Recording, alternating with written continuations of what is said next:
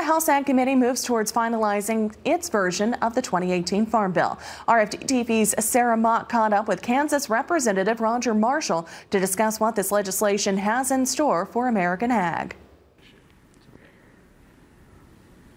Well, markup for the 2018 Farm Bill is kicking off this week in Washington, D.C. We're lucky enough to be joined by Congressman Dr. Rodger Marshall. He is a member of the House Ag Committee. Congressman Marshall, can Kansas farmers be looking forward to in the Farm Bill this year? I think, first of all, it's going to give them 5 years of certainty. So as a producer back home tries to make a plan for not just this year, but the next 5 years, they can start figuring out, should I buy some more equipment? Do I want to rent some more land? What am I going to do? And then beyond that, of course, the basics of any farm bill, the backbone is crop insurance.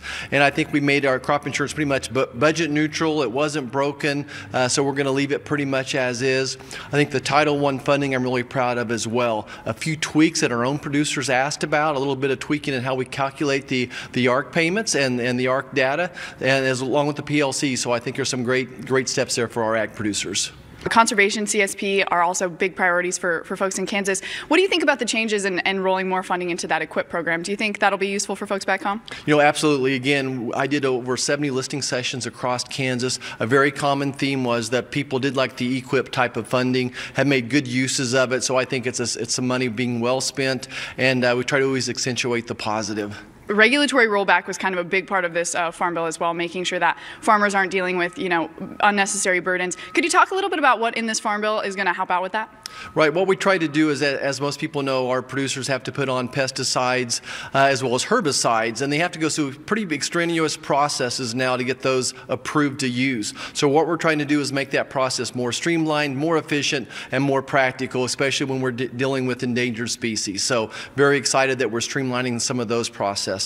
The Farm Bill is not just about farming, not just about agriculture. It's also about rural communities. Being one of the biggest districts in Kansas, I'm sure there's a number of folks who might not have things like rural broadband. Could you talk a little bit about maybe what you did to encourage funding in that area? Right. So along with the spending we already did on a couple weeks ago on our big budget deal, we've added even more dollars for rural broadband. I was just talking to a group of people in my office today about how important broadband is to this year's, to the modern producers, how important it is when you're trying to figure out how much chemical, how much grain to plant, how much water to put down. So more and more modern day farmers need more access to very speedy broadband.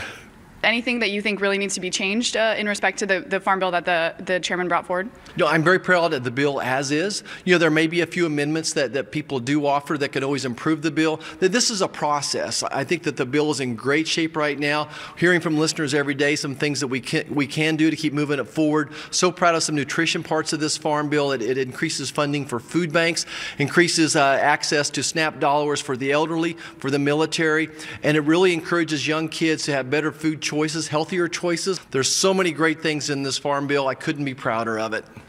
Absolutely. Well, thank you so much for joining us. Again, we're joined here by Congressman Dr. Rodger Marshall, member of the House Ag Committee and representative of Kansas 1st District. We'll have more updates for you throughout the morning from here on Capitol Hill. Until then, back to you in the studio. Thank you, Sarah. Well, the Kansas 1st District is also home to 10 ethanol plants, which support around 150 jobs each. Congressman Marshall says his constituents are looking forward to selling E15 year-round. Per President Donald